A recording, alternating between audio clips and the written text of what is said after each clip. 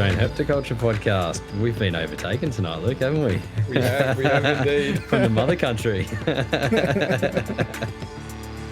Yeah, so with us tonight, we've got Mr. Nipper Reid. Welcome to the show, Nipper, and thanks for pressing the go button. Thanks, mate. I feel very honoured, not only to be on, but also to have the power. I might just mute you both and just chat for ages. Yeah, I'd be happy with that. I'll sit and listen. That's entertainment for us as well, mate. Yeah. It's entertainment for us. So what's new? What's happening? Let's just kind of cruise into this a little bit.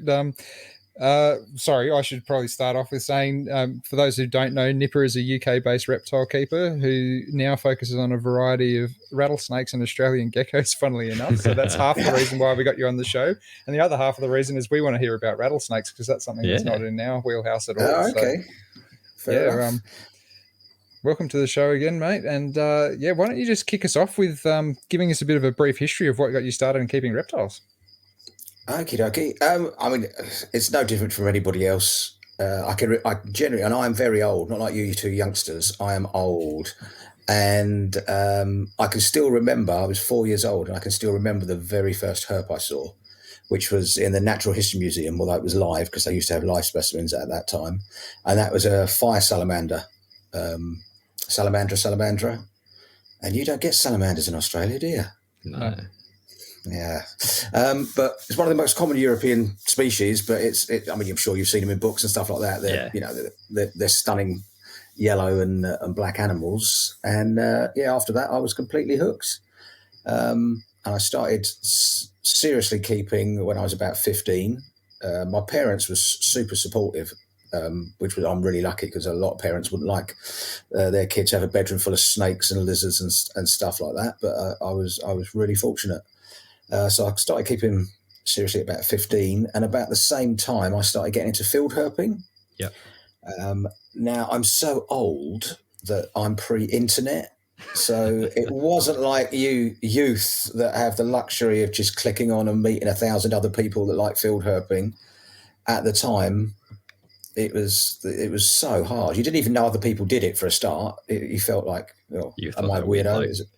I'm just a weird bloke that hangs around in fields looking at snakes, Yeah. But you start going there's like quarterly meetings of reptile societies and stuff like that, and you start to get to know people. And then, of course, the internet come online. And there was a thing called Club 100 started up, and the Healer Working Group. And they were the first sort of people in Europe to really start making field herping a hobby, if for want of a better word, publishing articles about field herping and stuff like that. And I just thought, right, that's it. I want to be the first English person to see all the European reptiles and amphibians in situ. And it's taken a long while. I've got to be honest. It's one of those things you think, that won't take long. And it's, we're talking, over a decade now to try and photograph every single species in situ. And I was, just before COVID broke, I had a couple of species left and I'd have finished. And then some chums of mine did the whole European reclassification and added another few species. So now I've got 6 species left to see. COVID is sort of, I don't know what it's like where you are, but the restrictions for the last 2 years have been really heavy in the UK regarding even local travel and stuff like that. So that's all these. Same. Yeah. So, I haven't field herped for a very long time, 2 years. I managed to get a trip to Carpathos in just before the lockdown started. And that was, I think, February 2020 was my last foreign herp trip. But now I've got 4 trips booked this year, which is amazing. And hopefully, fingers crossed, we'll finish the list and I can be the first UK person to have seen everything. There's other people in Europe as a whole. I think there's 4 people that have seen everything. And that's Jeroen Sprayboek, Bobby Bock, Jan van der Voort, and I think Frank Deschendaal, which you probably know from his fabulous photographs. But I think that's it. I think that's everybody. So I'm hoping to be the first Brit this year. We shall see. And once I finish that, I'm just battering the States because I need to see all 35 rattlesnakes in situ. And I've never wanted a Herp Australia, but now I cannot wait. I know it's not possible at the minute, but now I need to get out to Australia and start seeing some geckos. That's the plan.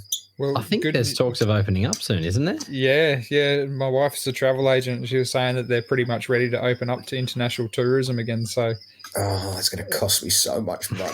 It really is.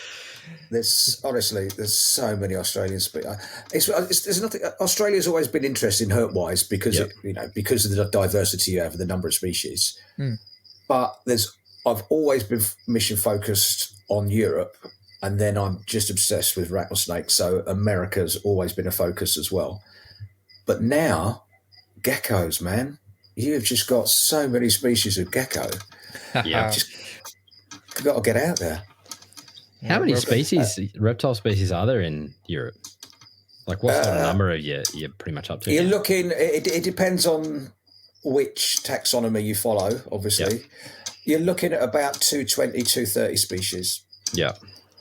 Now, the difficulty with that is that doesn't sound like a lot of species to see in the wild. Yeah. But the difficulty is some of these species are on single rock stacks in the middle of the, ocean and stuff like that. It's not all... easily accessible, and some of them are incredibly rare. Some of them, even though they're not rare, it's just it's probably like for you two when you go field herping, you'll have a nemesis. There'll be something that everyone else just trips over and you cannot find. And I've got a couple of those that are reasonably common, and I just can't find them for love nor money. No, but gecko wise, we only have. If you count the Canary Islands, some people do, some people don't. If you count the Canary Islands, we have 12 species of gecko. Wow. If you don't count the Canary Islands, we have about 7 species of gecko. Jeez, it's nothing really. Yeah. It's not compared to you. It's.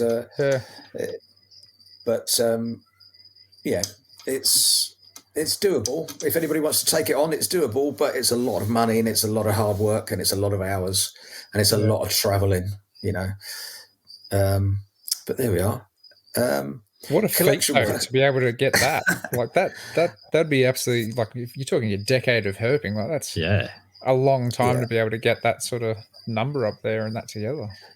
It's all the things that come. I mean, to be fair, it's not, as you know, it's not just the herping. It's the experiences. It's the people you're going with. It's the places that you're actually seeing. I've been to the weirdest places that there is no way I'd ever go to. I literally had to climb sea stacks in the Med and things like that just to find one little brown lizard that only lives on top of this sea stack. His entire population is on a sea stack with the top is probably about as big as 2 football pitches. Wow. To do that, you've got to fly to you've got to fly to Italy. You've then got to get a hydrofoil to a smaller island. Then you've got to hire a fishing boat to the sea stack. Just to see one little brown lizard. That's crazy. Yeah. I mean, if you take into account, I'm trying to think, one of the rarer rock lizards, the Penna de Franca rock lizard, it's Europe's rarest vertebrate. So it's not just rare for a lizard; it's super rare for an organism. Yeah. And you're looking at going to a particular mountain range. It's only on one mountain range, and the weather conditions are terrible up there. So not only have you got to get there, you've got to be lucky to have the right weather conditions at that particular time. Otherwise, you won't see it. Yeah. There's all sorts of, so many variables in play. Yeah. You got to have everything lines up. Yeah. I mean, I did a trip to see the Pyrenean rock lizards. So that, the Pyrenees form a natural barrier between France and Spain. Lovely mountain chain. In my humble opinion, one of the most beautiful mountain chains, certainly in Europe, because it's green rather than rock. It's just fabulous habitat. But you've got 3 rock lizards that live there. So to do a trip to get the 3 rock lizards, you've got to have perfect conditions for that, if you're there for a week, to try and see those. You might hike for 2.5 hours to the particular spot where these lizards are on the mountain, and the cloud comes down, or it's not quite warm enough that day, or it's too hot that day. It's, there's so many variables that can mess you up on one of those trips. Yeah. Oh, we're hoping that we get good weather when we go up to Kakadu in, 19 days now? 19 days, not long now. So, oh, mate, I bet you're choking. I am literally, I've got my first foreign herping trip coming up in May, and I'm literally counting the days down. I'm going to Bulgaria and Romania. So we're just going to fly into Romania. There's a lizard there that we want to see, the meadow lizard. And there's also on the border is my nemesis, which is the blotch snake, which is not an uncommon snake. I just never find it. Yeah. So we're going to go look for that. Also, although we've seen them loads of times, I love photographing the Amidetes vipers, and they're very common on both sides of the border. Yeah. We've got I've got a possible 3 species that I can see there that are brand new to me, and some subspecies and stuff like that. So I'm super excited about that. That's awesome. I'm just not too much longer. Everything's new for me up in Kakadu. Is it? Yeah. It's horrible when you've got a trip planned. You're just choking for it. Do you know what I mean? It's just like as soon as it's booked, as soon as it's right, that's it. We're booked this time. We got your tickets or whatever. You're like that. Fuck. You're just looking through field guides, and I'm off to Arizona in June with Eric and a few others, Bob Stone and Justin Julander. Yeah. And the rattlesnake list is just phenomenal for the area that we're going. Rob is a phenomenal trip organizer. He really is. I've heard that, yeah. He is good.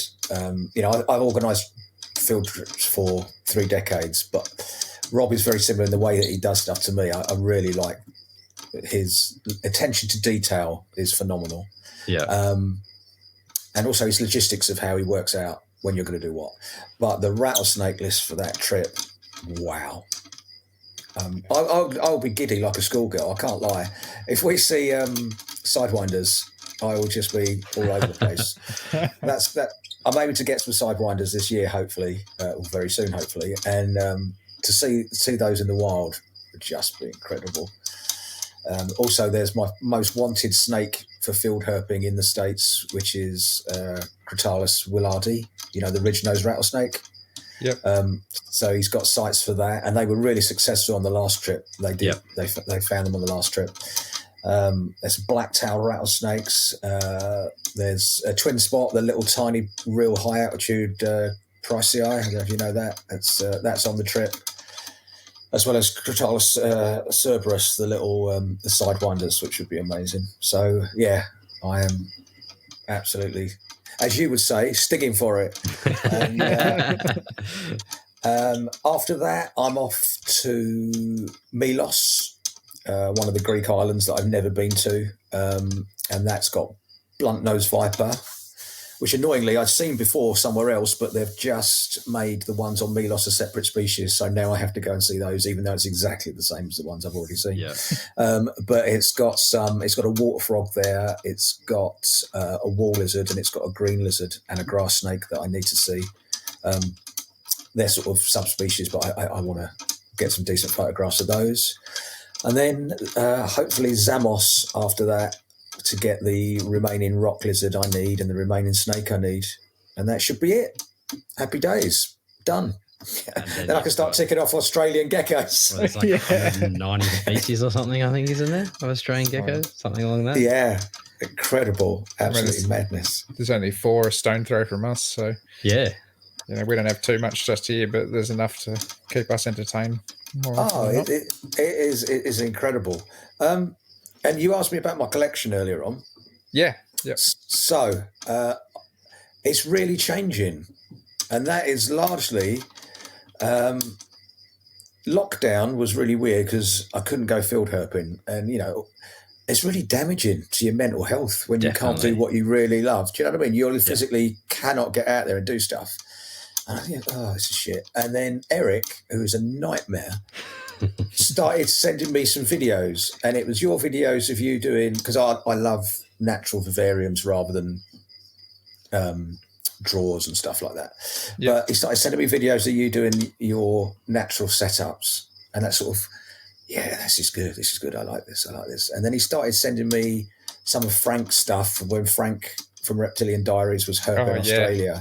I think, this is brilliant. And then he starts sending me pictures of different Australian geckos. I'm thinking of getting this, or I'm thinking of getting this. And that was it. Bang, hooked. And so I used to have a really large collection of snakes. I've had venomous for about 15 years. I think it's about 15, might even be longer now. I had quite a big collection of venomous and some rare boids and stuff like that, but no geckos. But now I've thinned out a lot of the big boids, and I now have 2 6-foot by 6-foot racks of Exoterras, which are just, well, mainly Australian geckos, to be fair. I love it. I'm super. I think because I've been into snakes for so long, it's really nice to have something that's completely new. Yeah. And really jump into it and almost have that joy that you get when you first started collecting anything, be it snakes or lizards. And just reading, there's so much information. It's so easier now than it used to be. There's so much information online that you can, and there's so many great photographers around at the minute. I mean, digital photography has completely changed. I mean, I'm so old, I can actually remember going on a trip and using film. That's how old I am. And it's a different world. Now, I mean, you go out, you bang off 400 frames. That's right. And if you don't use them, you don't use them. It doesn't matter. And you can see instantly whether your light's right, or whether your depth of field's right, or anything like that. In the old days, you wouldn't know that till you got home, and you might, develop it, and they might all be shit. And exactly. I've got to go and find that again. Yeah. But as it stands at the minute, and I think we had a little conversation, or I messaged you on your last show. I'm thinning the collection down because I think, to my mind, and I think to a lot of people are coming around to that, a smaller collection is much more enjoyable. Yeah. Yeah, definitely. Couldn't agree anymore. I've had very big collections, and now I've got a reasonably small collection, and honestly, it's so much more enjoyable. It's not a chore. Everything in there is curated that it's something I really want to keep. It's not like, I like this genus, so I must have everything in this genus. Bang, bang, bang, bang, bang, bang, bang. Yeah. It's just everything I'm keeping is because I want to keep it, not because it's trendy to keep or not because it's financially beneficial to keep. Yeah. And everything, with the exception of one species, is in Vivaria rather than drawers, racks. The only thing I will keep and continue to keep in racks is the Pituophis, because I've tried keeping them in vivs and they don't seem to do well, but they seem to thrive in racks. Yeah. But everything else is in planted vivs. So I'll go through the list if you want of what I'm actually keeping at the moment. Yeah, please do. So what have we got? I had to write it down because I'd forget stuff. We've got Felsumas. I've got Felsuma kochi, Felsuma grandis, and Felsuma standing eye. I've got fanfoot geckos. I've got golden geckos. I've got 2 species of Colonyx geckos. What else we got? Madagascan cat snakes, Madagascan leaf nose snakes, spotted pythons. There you go, one of yours. I've got rattlesnake wise. I've got Streckeri, Barberi. I've got 2 forms of Barberi. So I've got 2 separate groups of those, a group of Streckeri. I've got ocellated lizards, which are amazing. Can you get hold of Are you allowed ocellated lizards in Australia? Probably not. No. If it's not native, it's not. Yeah. No, okay. They kind of fill the role in Europe that monitors do in Australia. They're fabulous. Oh, cool. Really stunning looking things. I've got Macklot's pythons. I've got Arthurus squamigera, Arthurus chlorechis, Arthurus broadleyi. I've got Papuan carpet pythons. I've got fog down water pythons. I've got Apodora, which I've just put together, which I'm really nervous about. I've got Sanzinia, alligator snappers, mangrove snakes, black-headed cat snakes, and then I've got some different species of velvet geckos. I've got some different species of Strophaurus. What else have we got? I've got morning geckos, Moorish geckos, med geckos, cave geckos, underwoody Oh, I like saurus. geckos. Oh, mate, I've got some stunning. They are incredible looking things. Just Are they the I wanna Chinese get more. cave geckos? Are they those yeah, ones? I've got the ones that are the most limited range, I think, of all the cave geckos. It's very hard to say where they come from. Bagueliniensis, I think it's called. Yeah. They come from one little national park in Henan, and just incredible. They're stunning. Yeah, I love them. They are really cool. And then outdoors, I've got green lizards, the bilineata. I've got viviparous lizards, and I've got wall lizards. I think that's it for the minute. Pretty substantial. Sorry, no, there's more. There's rainbow boas, blacktail boas, and Jamaican boas. I forgot those. So I've got quite a big group of Jamaican boas, which are stunning, really underrated snakes. I think everyone should have Jamaican boas. They're very cool. Plans going forward, though, I will be moving on probably the blacktail boas, the scrub blacktail boas and things like that, in favour of more geckos. So, and I've got. You go. Sorry, I was going to say, and I've got some more rattlesnakes coming this year. Yep. So I will have Crotalis lepidus, Cloudbri, and Cerestes. So the little rock rattlesnakes, which I think are amazing, and maybe Aquilus if I can spend the money without getting told off. So whilst that sounds like a hell of a lot of species, well, it is a hell of a lot of species. Yeah. What sort of numbers are you actually working with? Like, have you got just small groups of each of these species? Yeah, it depends. Some things I've only got pairs of. Yeah.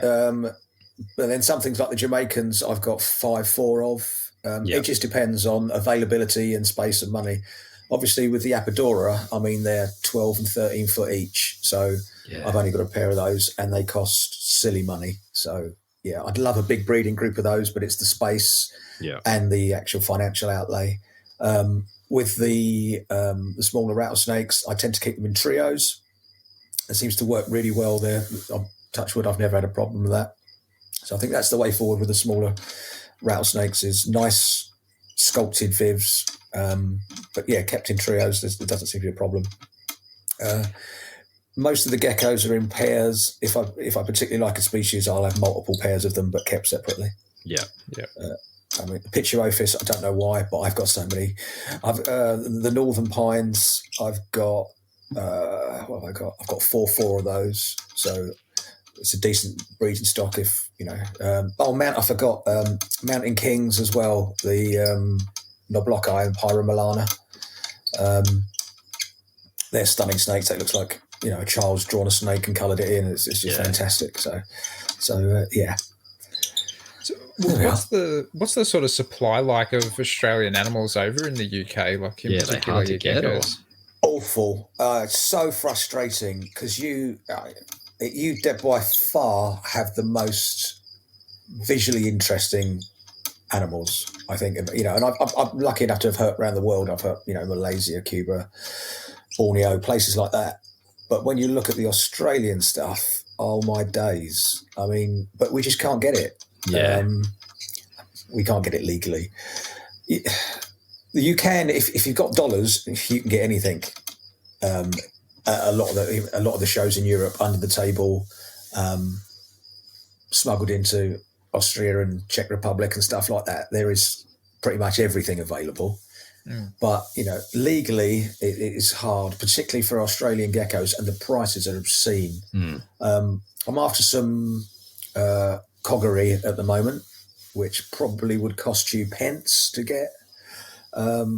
For us, a hatchling, a very, very small hatchling, you're probably looking at 250 to 300 euros. Wow. This is going to make you laugh. One of my favourite Australian geckos is the Chameleon Gecko. I would love a big group of those. For a pair, you're looking at 3,500 euros. Far out. So, and they're not easy to come by, but that's what you're looking at, 3,500 euros a pair. Now I can see you just adding up what you've got in your room right now. That's insane. Yeah. Yeah, that's a lot. It is a lot of money. Even relatively small and not overly attractive looking stuff like the Leucasium and the Diplodactylus. Yeah. You're looking at €500 each for most of those minimum. Yeah. Jesus. Some of those small geckos like that too are so fragile and can drop off so easily if you're not looking after them properly. 100%. It's not, it's a scary investment. If you're going to get a decent breeding group, say you're going to get 3, that's a lot of dollars. And as you say, you only need a temp spike or the wrong food or something. And that's, that's a lot of money down the toilet. Yeah.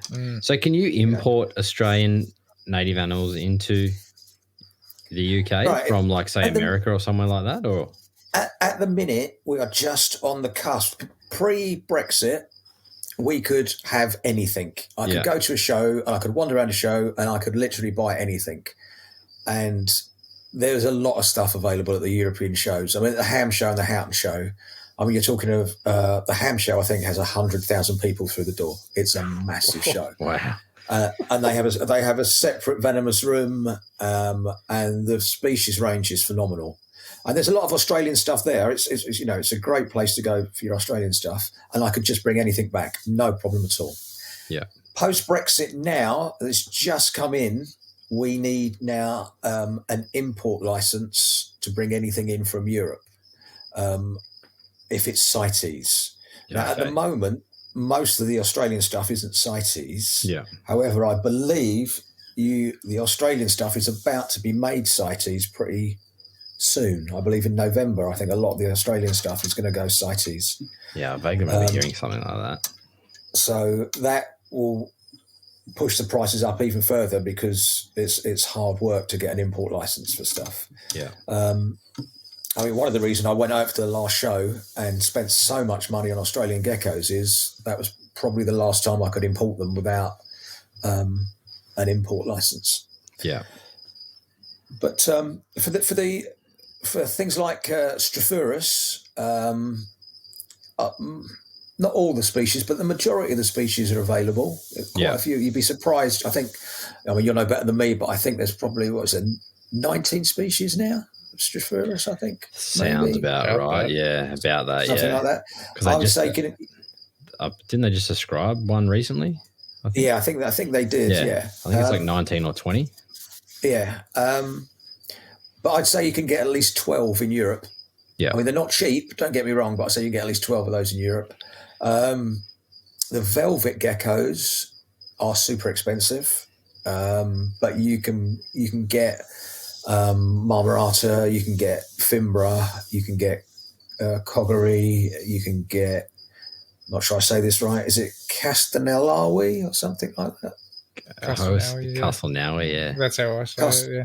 Castanellawi, yeah. You can get those. I've got those, but Manolis. But that's about it. You can't get any of the others legally, or you don't see them so often. You have to know people that know people to get them. But they're all super expensive. Yeah. Manolis is the cheapest, but none of them are cheap, for want of a better word. When you're looking at some of the things like, your Boyd's Forest Dragons and things like that, all of those Australian, apart from beardies, any of the Australian sort of agamid-style lizards are expensive. Yeah. Yeah. Well, it seems to be a common trait across everywhere, but it's kind of crazy seeing a lot of our animals in, overseas countries where there's a lot of species that we can't keep. Yeah. But, they're in Germany. They're all around the world. Yeah. Like what Amnicola. Amnicola, yeah. We can't keep Amnicola anyway. Really? Yeah. But there's I think there's more numbers of Amnicola over there than there is Phalaris. Yeah. Really? Yeah. It is. Oh, that's the other thing that is going to cost me an absolute fortune. Knobtail geckos. Oh my days. They are pretty rare here at the moment too. You can. I think you can get every species in Europe. Yeah. But the price tag is obscene on them. Even the more common species. I say the cheapest knobtail you'll get is probably about €400. But then if you're looking at something like Amy or something like that, you're looking at thousands each. Yeah. Yeah. It's crazy. It's something else I really want to get into. I think they're fabulous things. They are awesome. There's a little gecko that is really common in Australia. Oh, what's its name? What? I've got it written down because I was going to ask you about it. It's bear with me. Millie? Andorsaurus. No, I've got those as well. I forgot I've got those as well. I love those. They're amazing. I need husbandy as well, which is also available in Europe quite commonly. I still didn't think we can keep them. Really? No. You have to, I mean, hypothetically, you have to remember that lots of Austrians and German people go on holiday to Australia with a big suitcase and then go back. And as soon as anything is F1 in Europe, there is no legal recourse to it at all, even though it's completely obvious that this has never been legally exported from Australia. As soon as it's F1, it doesn't matter. Wow. Which is, Bino's gecko. Bino's gecko? Yeah, Binos. Oh, yeah. But I think they're great, tiny little things. Yeah. They're super expensive. Are they the Parthenogenesis ones over there, or are they actually? That's it. Yeah. I think there's both. You can get both. There's both, yeah. I'm guessing that's kind of the equivalent to our little med gecko that you find on every chalet wall when you go on holiday. Yeah. And yet to buy them in Europe is dollars, man. Yeah. I will get some. I think they're quite cool. Nobody really keeps them in captivity here. Not really, no. They're on not? the license, but they're not very common in captivity. They're for the Australian-centric keepers in Europe, they're quite popular. Yeah, I think probably more people keep them over in Europe than they do in Australia. Yeah, I can't think of a time that I've ever run into anybody and gone, "Oh yeah, I've got Bino's geckos." Yeah. I've heard of some people and seen some pictures of people that have kept them, but I've never. Yeah. I'm looking forward to getting into some knobbies again. Well, into Wheelerai, Nephrus Wheelerai. Oh, okay. Yeah, I kept them. They were probably one of the first ones that I bought back in the day. And I don't like most knobtails. You kind of chuck them in a drawer in a rack or something like that, and you don't appreciate them for what they're worth. And I'm kind of already got a half set up enclosure behind me here, just waiting on my mate to hatch some out for it. So, wicked! Looking forward to keeping them a bit more naturalistic. Yeah, as I say, when I get some time, I've got a nice 3-foot Viv that I'm going to sculpt for Underwoodysaurus, because I just think they're so underrated. They're almost like the poor man's knobtail, because the prices of those. I mean, you're still looking at 150 to 200 euros for one, but they're a lot cheaper. But I just love watching them. They're just voracious. They're savage little things. They're brilliant. So I've got a little group of those. I can't wait to do a nice, naturalistic Viv for them and really see some behaviour. That'd be cool. They are awesome little animals to keep. That's for sure. And how many have you got? I've only got 1.2. 1.2. Yeah. Well, no, that's a good round number for a Viv that size. Like you'll give them heaps of space, and It's always interesting watching them interact with each other. I love watching them hunt. They are like most knobtails. They're just ferocious. Yeah. Yeah. Yeah. Awesome little guys. 100%. Got to see 2 of them a week ago when we went out for a walk. Oh, really? Yeah. Awesome little things. I'll send you some videos after this. Got some attitude. Definitely. Yeah. See, the other problem I have is I'm very good friends with Scott Iper, and he just bombards me because he knows, particularly when I couldn't get out, he was just rinsing me. I'm out, look what I've just found. I'm out, look what I've just found. Yeah. And he knows I really like velvet geckos, and I think he sent me a photograph of every single species because I think he's seen them all. I think he has, Yeah, and and he goes on, I've got such and such a species. Like the other thing I'd love to keep, but I can't, is the leaf-tailed geckos. That's more of a temperature thing. We can get them, but they are super expensive. Yeah, but we can get them, but with the other stuff that I've got, I don't think I'll be able to keep them cold enough. To be fair. Yeah. What I sort would of love to get temperatures do you get there? Well, it's the fact that I've only got one building, so I've got a separate building in the garden because my missus doesn't like stuff in the house, which is fair enough. Yeah. I've got a building in the garden, but I don't think I can keep it constantly cold enough for them. Yeah.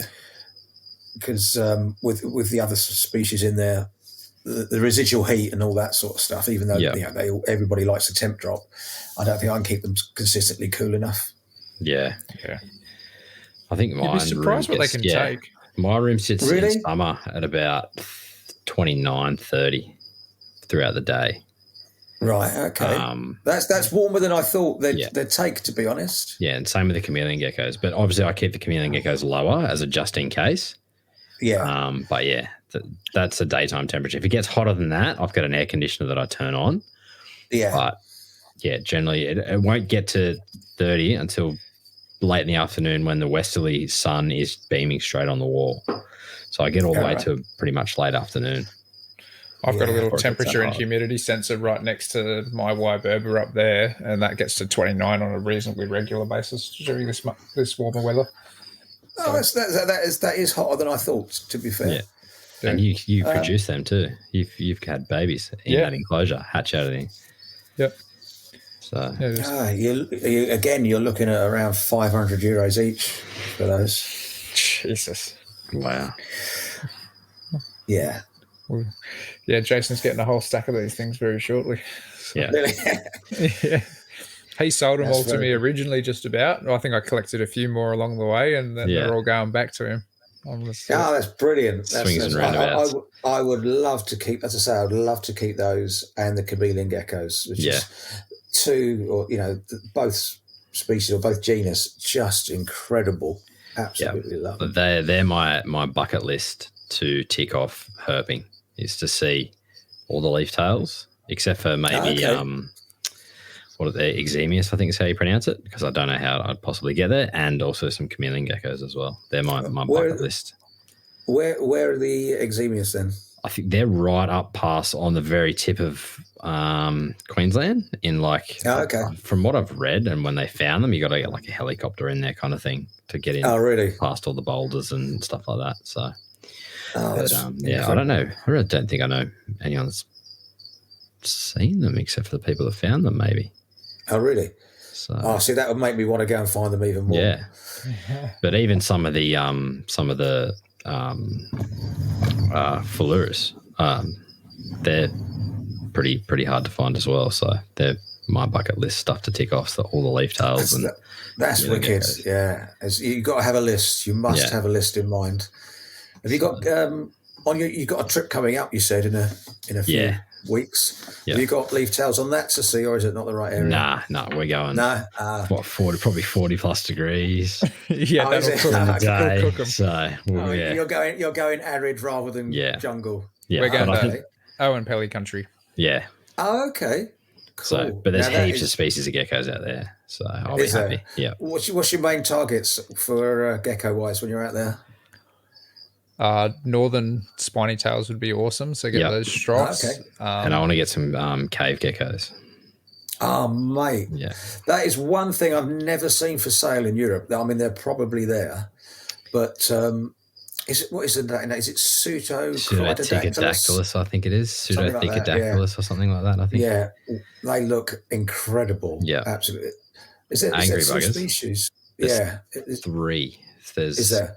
Linderi cinctus, I think, and the tree gecko, giant tree gecko, which I can't remember the scientific name of that one. I'll butcher scientific names. Scott's probably listening, just laughing at us. He'll be swearing.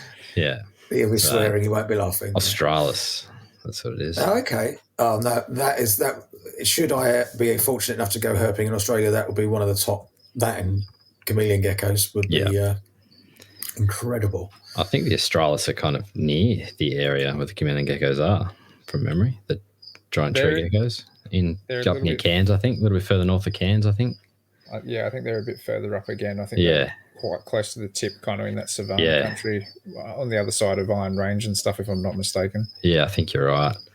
Yeah. But, I'd love to get some cave geckos while we're out there and some spiny tails. They're probably... But anything, I'd just be happy with anything, Oh, yeah. We had some GPS coordinates given to us for Nephroshea as well. Oh, really? Yeah. So hopefully we get to tick that one off, because I've already seen Amier in the wild. So have you? Yeah. Yeah. One. what is the total species list for Australia? It's 400 and something, isn't it? Reptiles and amphibians. Oh no, it'd be well over that. It's like isn't it like 900 or something? Is it? Something ridiculous. It's like 960 or something along those lines. You guys need to crack on then. Yeah. Hey, I've been trying a little bit. Jason has only just been joining this party a little bit late, so yeah.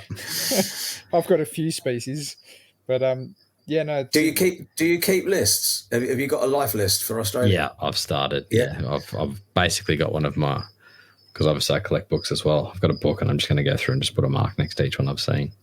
Oh, that's grand. So yeah, you need to get a hold of this book. Yeah, I would love to get a hold of that book. It's ridiculously expensive over here. Like ridiculously expensive. Really? Really? Oh, yeah. You're looking. Is that Cogger that you was holding? No. That's Steve Wilson and Jerry Swan. Oh, okay. Sorry, I thought it was the Cogger Guide. Yeah, I might have that with a different cover. Then I'll have a look. Yeah, there's the most recent edition. This is the 6th one. Okay. Ping me the details of that, because I'm the same as you. I have a huge collection of Herp books. It's becoming a problem, to be honest. Have you got your hand on that one? Because you'll want that one. No, you're joking. You'd have to give your right testicle for that. It's just you can't get it. You just can't. You're talking hundreds. You're talking hundreds and hundreds of pounds for that in the UK. Wow. Hundreds of pounds. Yeah. I think over here it's about 300. About 350 Australian, 400. Because on eBay for about $1,000 not too long ago. Yeah, I think someone just baits it out there to see who bites. I think on that one. But somebody may have. That's the thing. Yeah. So for the listeners at home, that was a guide to Australian geckos and pygopods in captivity by Danny Brown. But yeah, no, it's a lot of those books are well sought after now. Yeah. I've just got. I recently got the Guide to Keeping Australian Lizards, which was very, very good. Oh, good book. Yeah, it's quite a good book. It's got a lot of good information about keeping the geckos and stuff in there, which is cool. But the coggers over here are so expensive. It's just, I don't know how much they are to buy new in Australia, but over here you're talking hundreds of pounds. Yeah, when they're new, there's something like $150, I think, from memory. Yeah. But the second hand, there's a few they've actually come down in price. A lot of the second hand ones recently. That's my next lot of books to collect is all the coggers. I've got a few of them, but there's a few that I'm short. I've put some feelers out for some. But I'm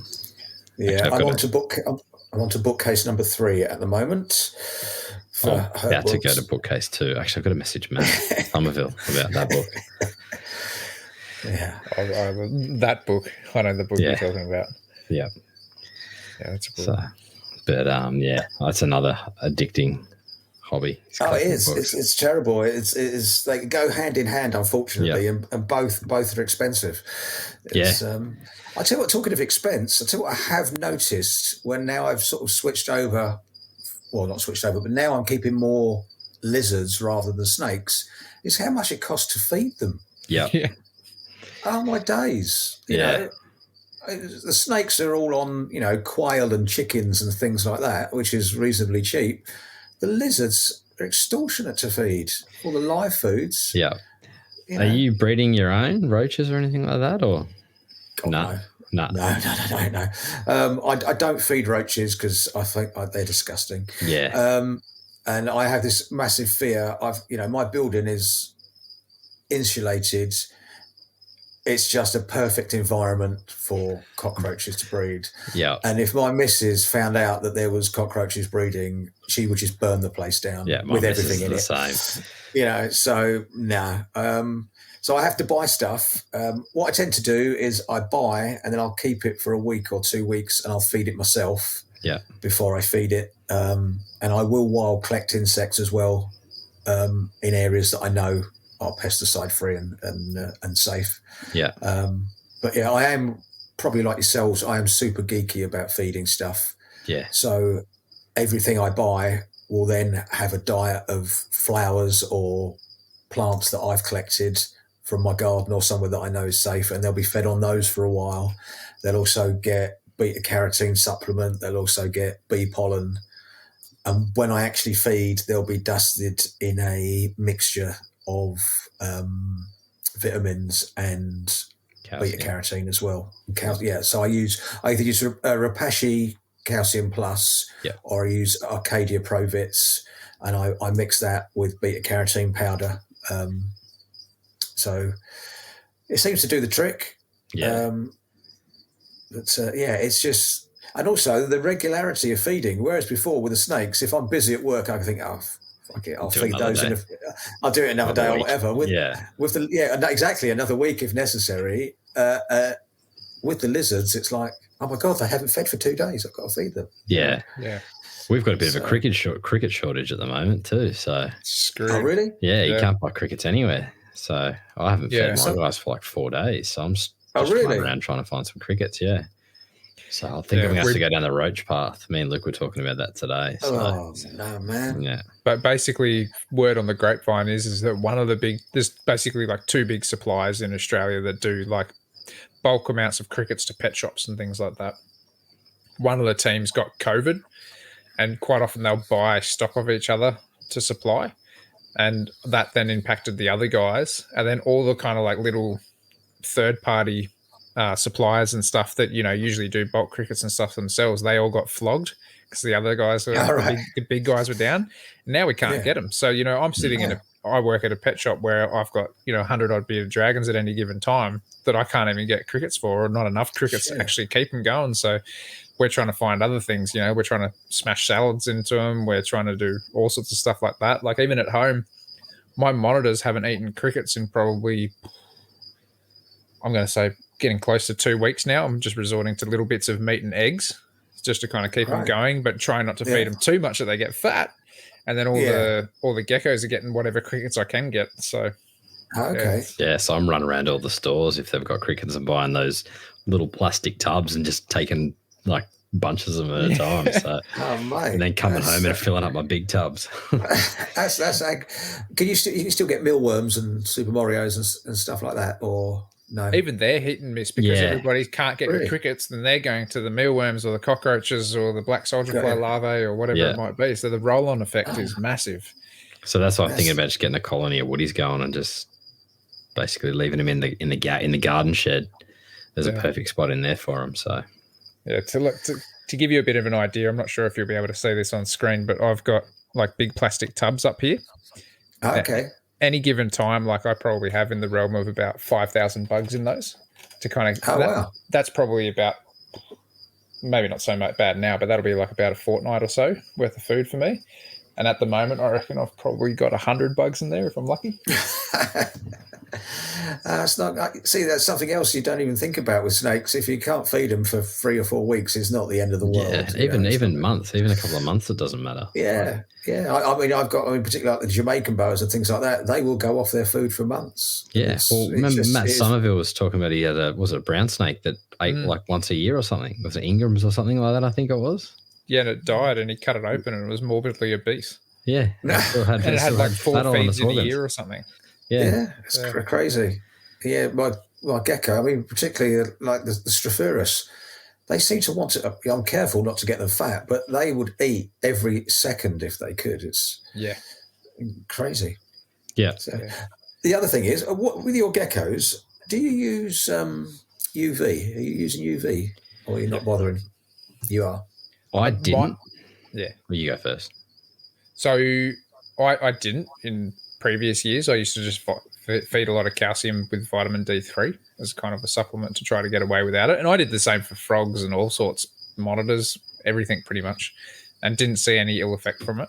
But now I'm pretty much switching over, so everything's got UV. So pretty much all my geckos, bar some hatchlings, have UV. So that's including my leaf tails and everything. I kind of just went nuts with it and spent the money. And they don't get long hours of it. They only get, I think, 2 or 3 hours a day that they get exposure to it. So then it's not chewing up the life on your bulbs, but it's also not producing so much that it might be detrimental to them as well. But yeah, I thought that was a good idea just to, and it's in the wild, give them the option. They've got places to hide if they don't want it. 100%. I pretty much do the same now. You did the same, yeah. Because I'm new to this, and I've just set up all the Exoterras on these racks. I put UV on everything. I mean, I've noticed I've gone over fairly recently to all my snake vivs, particularly the rattlesnakes and things like that. They all have UVA and UVB. They all have full spectrum lighting, and they have deep heat projectors as well.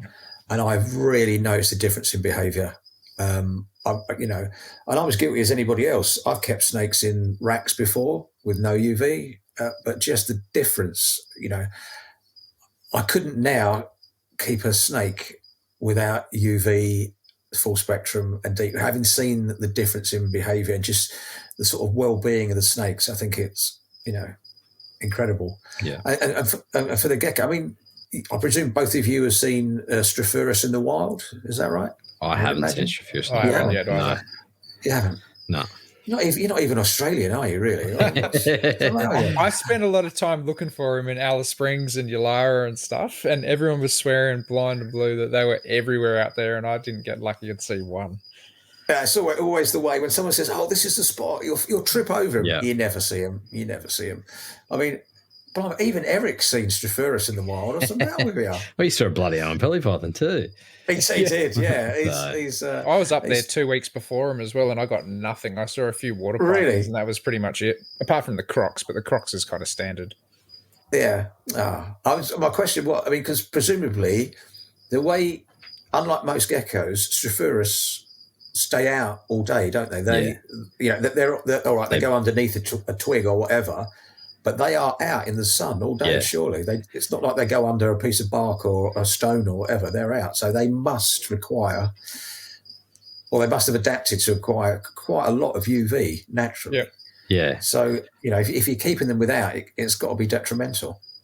I've kept them and bred them without UV, but right. Because if you read a lot of the books and stuff on keeping Strophaurus, that all says they need UV. But I've kept them, bred them without it, and the hatchies were fine, went on to breed. Right. But then I eventually just switched it over to UV anyway. So okay. And the same, the velvets seem to come out and bask in the daytime quite a lot. I don't know, have you seen that in the wild? Is that something they do in the wild, or is that just a captivity thing? The only velvet gecko that we get near us is the Lejeune velvet gecko, which I've only ever seen at night time. Okay. I haven't actually seen any of the other species of velvets in the wild either. But in saying that, my Fimbria here and my Castelnaui that I did just get rid of, they would quite often actually sit up, not under the UV so it's close to the globe, but like on a rock for a short period of time, and they would actually soak that in, I reckon. And whether that was like an ambient warmth thing or the actual use of UV, I couldn't be 100% sure. But, those T5 bulbs do put out a bit of warmth, so I wouldn't be surprised if it was just the warmth. But in the same time, like, they seem to use it. I got leaf tails that were the Wyberba, like in the hottest part of the room, they'll get on the mesh and almost like hug the T5 bulb, almost like they like the warmth. And you're going, you're a leaf tail gecko. No, you shouldn't be getting heated or anything. But they do. I'd say the only ones that I'd say I wouldn't bother with, that I don't still now, is the chameleon geckos. So they basically, one, they're in the forest, so it's very scattered, dappled light that reaches the floor. But my guys never come out of the hide during the day. Right. So they're in basically dark hide all day. As soon as the lights go out, they come out. Oh, man, I'm so jealous. I'm choking. What a great species to keep. It's just absolutely superb. That was probably one of my biggest regrets was moving them on when I did, but I got some back now. So that's cool. How many you got now, James? 3. 3. Yeah. 3. One. So I've got to check the sex on that young one. Every time I thought it was a male, I thought it was a female, and then I thought it was a male, and I looked at that, I'm like, this might actually be a female. So, that's wicked. Yeah. So are they easily available in Australia? No. They're still pretty hard to find. I know a few people working with them. I think there's some people that have them that don't really, say that they've got them, but I only know of a few people that have got them and produce them. There used to be a few years ago, but I possibly think that they might have just got out of keeping them or moved them on, or they might have got older animals and stuff like that. But Yeah. Are they on an advanced license? Yeah, in New South Wales, Yeah. I don't think you can keep them in Victoria unless you're on a special class of license, I believe. South Australia, they're on, I think, a specialist permit. Yeah. And I'm not sure what they're on in Queensland. So you can only really keep them in 3 states. I don't know about Canberra. I'm not too sure what their licensing is down there. But and it's too bloody hot in the Northern Territory to keep them. So unless you have I said we had a conversation off air, but I think it's so good that you have to have a license to keep stuff in Australia. Yeah. I think it's definitely the way forward. And I wish Europe was the same. Yeah. I think that's superb. I mean, yeah, there could be tweaks and better things to the license and a national license, but that's just all government bureaucratic stuff that gets in the way there, I think. So I'd love for them to have a little bit more of an open range on animals that we can have in the pet shops, because as a pet shop, we're licensed to sell reptiles. Like, you can't just be any old pet shop and have a bunch of lizards there for sale or anything like that, and we have to get vetted and go through this kind of grueling process and pay the fees and all the rest of it. But it would be nice to have some more basic species added to that sort of pet shop license, because we're limited to, I think it's 15 species, and most of those are snakes. But as far as lizards go, we can essentially sell 2 different varieties of bearded dragons, common eastern blue tongues, and 2 gecko species, being the Underwoodosaurus milli and Nephrus levis levis. But it'd be cool to be able to kind of have some of those like more basic dwarf monitors and a few other kind of maybe varieties of blue tongues or something added to that. And it is what it is. It's not going to change anytime soon, because we're all in the dark ages in that sense. Yeah, but even the Pelipythons as well. Like, we can't keep Pelipythons in New South Wales when a lot of people are starting to have some success with them, and I think they can keep them in South Australia, Queensland, and Northern Territory. Yeah. So it's so different. As we had a conversation before, but it's so different. In Europe or even in the UK. If you have a pet shop license, you can have anything. You can have a king cobra. You don't have to do any tests for it or anything like that. Yeah. You don't have to have a DWA license. If you've got a pet shop license, it supersedes a DWA license. So you can literally open a pet shop with no training or experience, just Acme Pet Shop, one day, get your pet shop license, which you don't have to do a test for, and then I'm going to have a crop monitor today. Yeah. Never having worked with one before, I'm going to have a king cobra. It's so weird, and you can keep anything in the UK if it's non-venomous. You don't need any training to keep anything in the UK. Yeah, you can literally buy anything at a show and just take it home. Yeah, I'm not too sure about venomous in other states, but we've got like a level license, so different species are on different levels. So you got to basically work your way up the licensing system to get to the top level, which is like your brown snakes, taipans, death adders. I think your R3 is like your red bellies and a few other things like that, and then it's 4. Then I think it's 5th the last one, I think, isn't it, Luke? Yeah, but you've got to have like experience and have like references and everything like that. So I think that's a pretty good system, although maybe the venomous people think different, but even in the UK, to keep venomous, you have to have what we call a DWA license, Dangerous Wild Animals license. But there's no formal training required for that. Yeah, you're visited by the council to check that your building is secure and it meets the codes that they need. But it's pretty basic. I mean, it must be a brick-built building. It must have a double entry.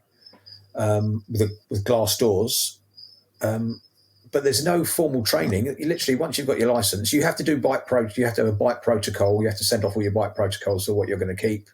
You have to register with the fire brigade and the police, and get a letter of acceptance from your local hospital to say that they can treat you if you get bit or whatever.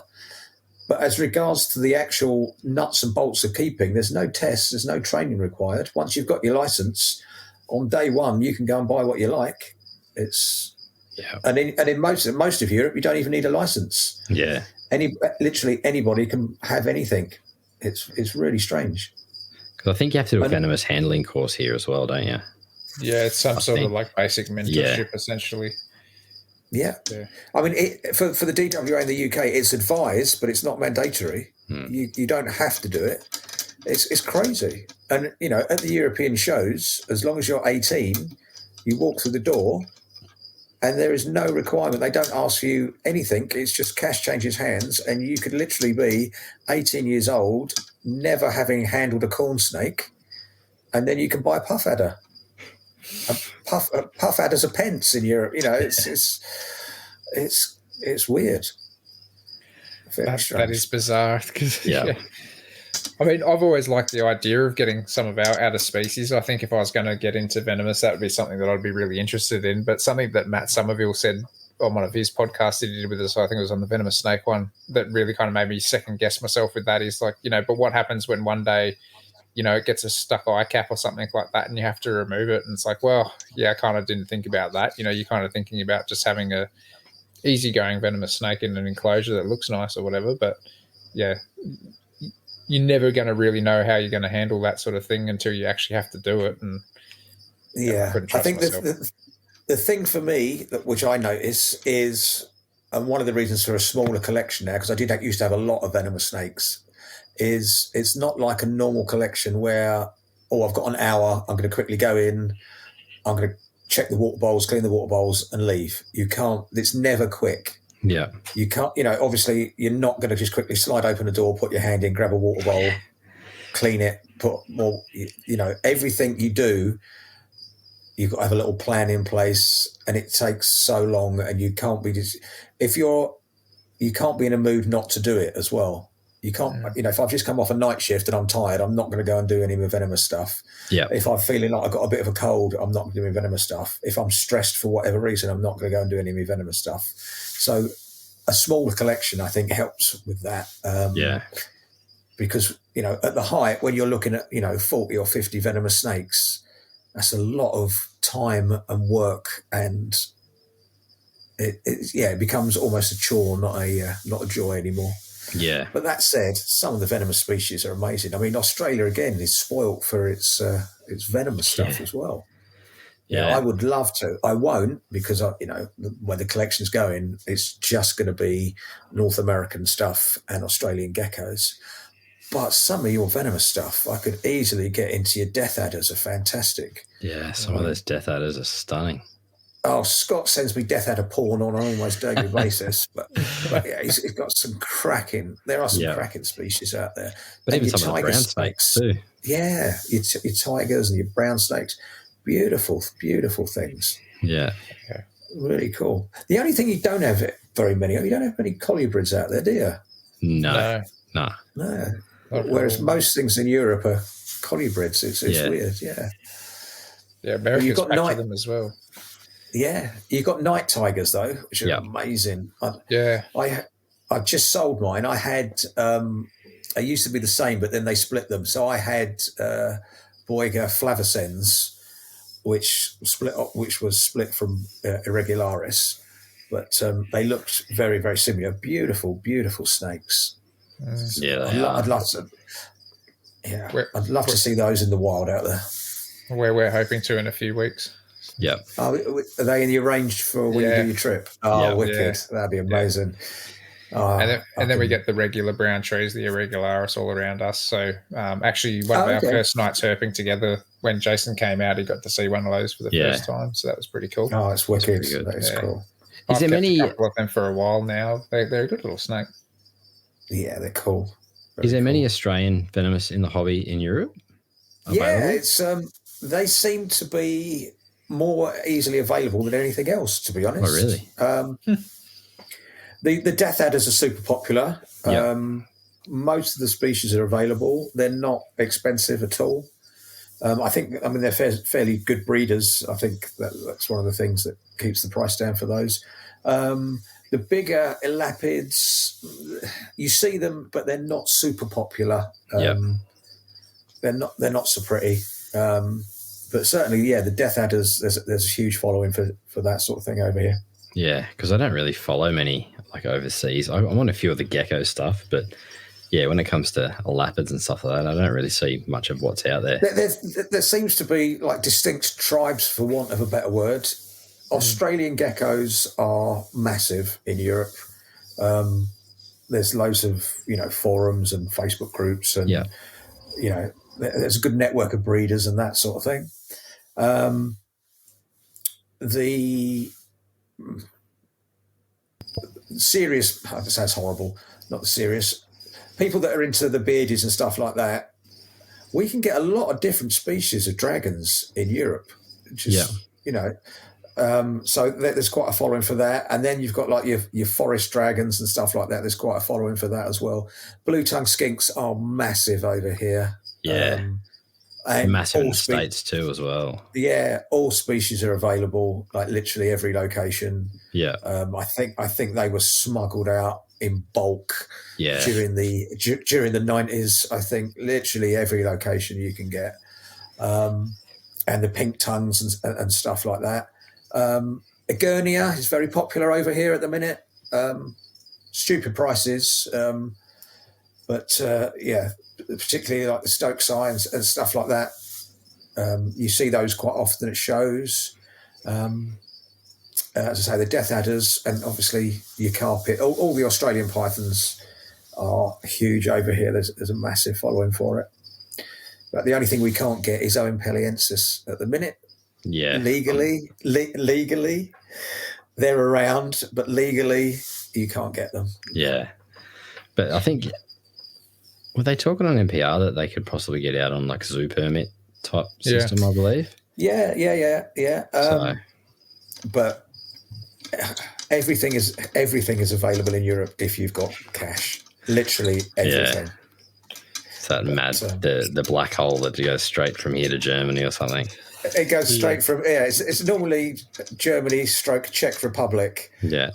It goes in there and then it comes out legal. So there's some well-known characters that back in the day used to just go over with empty suitcases and come back, and they all live in big houses now and have fabulous collections. Yeah. So what got you drawn into keeping rattlesnakes? Yeah. Well, again, sorry to keep harping on about it, because I'm so old. I used to, you won't understand this because you're quite millennial, but I used to read books, right, as a child instead of going on the internet. So, and one of the books, like, there wasn't a great deal of books on herps about at the time, but one of the books, well, I think it was a TFH book. It had an Atrox on the front, and that image from, as a child, just, what is this? I need to research this. And I just really got into the rattlesnakes. And, it's just, the more research you do, they're fabulous to keep, because it's one of the, I used to have a reasonable collection of Trimeresurus, however you want to say it, the green sort of tree vipers. But they don't do very much. They sit on a branch. They're sort of like a venomous equivalent of a green tree python. They just sit there. And they look fabulous, but they all pretty much look the same. One might have a bit of a red on its tail, one might have a bit of yellow on its head, but they all look fairly similar. But the rattlesnakes, they're so active. I mean, I can watch mine for, they're communal, and I don't know, it's just the history of them. It's just one of those. I find them fascinating. I would, if I had more space, try and keep every species of American rattlesnake. You can't do the Mexican stuff because there are too many. Yeah. But for North America, you're looking at 35 species, give or take subspecies and things like that. And they're all different, and they're all just their behaviour is so interesting. But I think it's largely down to, it's like anything. If the first girl that you snobbed at a school disco was blonde with big boobs, you kind of like girls with blonde with big boobs, don't you? And, when I first started researching herb stuff, it was rattlesnakes. So it just really stuck. I don't know why. Yeah, I think that's why I'm drawn to green tree pythons. Yeah, 100%. It was either a king cobra, which I love, but they're just. I've got a friend Pete that keeps king cobras. Fantastic, but he's got the enclosures the size of a room, and I don't have the luxury of having that. It was either that or mangrove snakes on the cover of the book. Well, I keep mangroves because they're amazing. Or it was rattlesnakes. Those were the kind of things that you had. Or green tree pythons was the other thing that you had on the cover of the old publications or in the old magazines. I think it's kind of imprinted, like when a bird hatches and the first thing it sees, it's one of those. Mum, yeah. Yeah, it's one of those. Sense. But and to my shame, I had briefly herped in America, but I didn't find any rattlesnakes the first time. So the first time I see a rattlesnake, and I know everyone else is going to be going, it's an Atrox, we're not bothered. I am going to be giddy like a little schoolgirl. I will just lose my shit. If you're like me with leaf tails or chameleon geckos. 100%, yeah. I mean, I can go into my snake room and I can hear a rattlesnake rattle. That's grand, but it's not the same. Yeah, it's like the first time I heard wolves in the wild. It sticks all the hairs on the back of your neck up. Yeah, it's just different being actually in the environment and seeing that. And same with like other Americans. Some of the Americas got such iconic snakes that I really want to see, like copperheads. First time I see a copperhead will be amazing. They're just beautiful snakes. I quite like to get some copperheads, to be honest. They're reasonably easy to get hold of. But so many things to keep. It's terrible. But there's also that is the problem. There's also things like the lyre snakes, which I find really interesting. They're really, really similar to the small boiga, like covergent evolution type things. If you look at in the States, I'd love to find some of those. I think they're in the range of where we're going.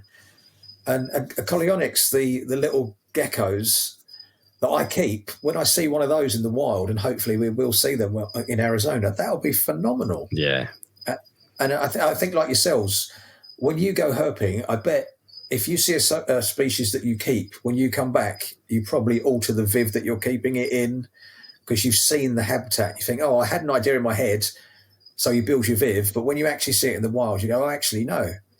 That's not quite how it was. And I think my stuff, how I keep my stuff will change quite a bit if I see them in the wild. I mean, Scott has been phenomenal for that for me because I have an idea in my head of what an Australian gecko should be.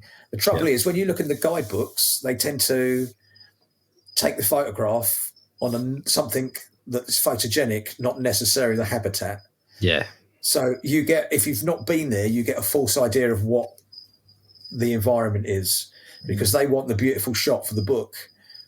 So they might pick it up and stick it on a branch when it's never been on a branch on its life. Yeah. So, I'll give you an example. The 4-line snake in Europe, I've found quite a few of them. Every time I found them, they've been on rubbish tips, literally under rotting mattresses or, but when you see them in a book, it's a beautiful scenery and, I'm sure when I get out to the States and I start finding some of the rattlesnakes, I will change how I keep stuff. But super excited to get out there. You might have to lay down some tin in your enclosures or something. 100%, yeah. Put an old tire in there. Yeah. It's like the other thing. I mean, I've herped for 3 decades now. Not once have I ever found a snake in a skull. And you see people set up their corn snake or whatever, they've got a skull in there. It just doesn't happen. Good old Exoterra, hey? Or a Jack Daniel bottle. Jack Daniel, 100%. Yeah, 100%. Yeah, there we are. So I think I heard you say before that you actually are housing them communally as well, your rattlesnakes. That's right, yeah. I think touch wood, and I've got friends that have got massive collections of rattlesnakes, and most people tend to do the same. I mean, they are fairly communal in the wild anyway. It's one of those species where when you're herping, if you find one, you tend to find a few, So touch wood, I haven't had a problem with it so far. So the only problem I used to keep some of the trims together, and I did have Trimeresurus trigonocephalus, the big Sri Lankan tree viper. I had a beautiful female decide, even though she was regularly fed, that she was going to eat the male, which was an expensive pain in the arse. But that's the only problem I've had. Most of the venomous stuff, if it's not a safety implication, i.e. they're fairly small and handleable, I'll keep them together. When I've had some of the bigger venomous stuff, no, I kept it singularly so that it's easy to interact with. but for the small stuff, I tend to keep the Atheris singularly, because I've also had a female Chlorechis eat a male before. So I tend to keep them singular, and another expensive day out. But the rattlesnakes seem to do fine together. And when you set up these vivariums, are you doing it in kind of like a naturalistic setup, or is it just they are in a vivarium and kept a bit more sterile? It's not as naturalistic as I would do for, say, like the cave geckos or something like that, where the cave gecko viv, if I actually see the cave geckos, it's like a lottery win, because it's, they've got a lot of room and they've got a lot of, leaf litter and plants and stuff like that. So if they don't want to be seen, they won't be seen. Yeah. Now, obviously, because it's venomous, I can't set up anything that is going to affect how that I can hook something out or line of sight and that sort of thing. But it's as naturalistic as I can be, but still functional for venomous handling. I don't do bioactive for the venomous stuff. Yeah. So it'll be like, for example, for the barbari, it's orchid bark, and they've got some actual fairly large logs in there. I use plastic plants for the venomous stuff as well, which I don't normally do, but I've got plastic stuff for them. So it's simple but natural, if that makes sense. There's room to maneuver. There's room to maneuver hooks in there and that sort of thing. And again, particularly with rattlesnakes, definitely UVA, UVB, full spectrum light, and deep heat projectors.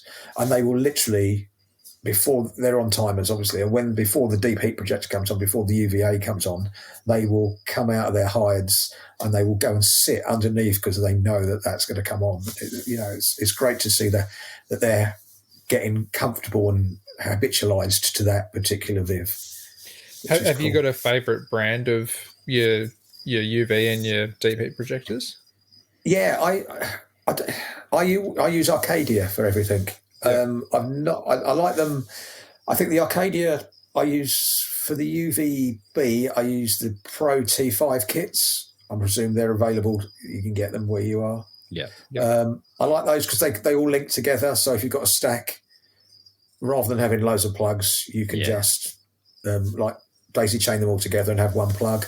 I think the build quality and just the ease is really, really good with those. The UVA, I'm using the Arcadia UVA projector, the weird bulbs that they have, and the deep heat projectors are Arcadia as well. Yeah. I mean, there are other brands available in the UK. I think Arcadia stuff just seems to work really, really well. The full spectrum light, I use the cannabis grow lights for, which make the plants go crazy in most of the vivs, and they don't give off too much heat either. So I tend to use those. I think full spectrum makes a massive difference as well. If you're doing naturalistic vivs, it's essential anyway. But just for the well-being and the visual impacts, like, for example, my Timon lepidus, the ocellated lizards, they pop under the full spectrum light. They look incredible. It's as close as you're going to get to having them out in the garden. Yeah. Absolutely. So, God knows what would happen if somebody flew over the top of my house they'd think I had a cannabis factory going on, I'm sure. Because the heat signature must be phenomenal. But, full spectrum lights. There's not one brand I would use particularly, but they do, like a standard, they are for cannabis production. There's no two ways about it. They're about probably a foot by 6 inches wide. And they just suspend very close to the top of the viv. Yeah. Have you played around with any sort of like automation or anything in your room?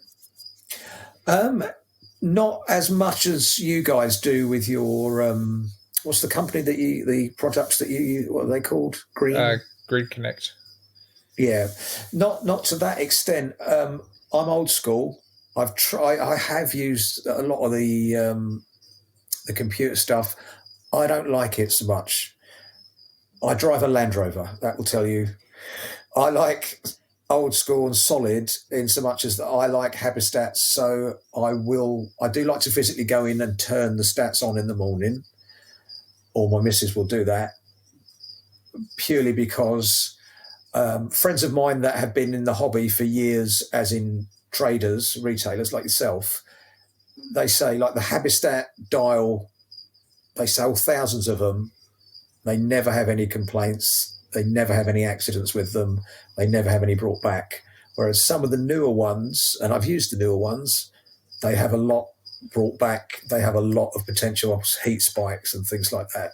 So I tend to do that. Obviously, all the lights are on timers. So the UV, like yourselves, the snake building has got a big window in it, so it gets a natural dawn.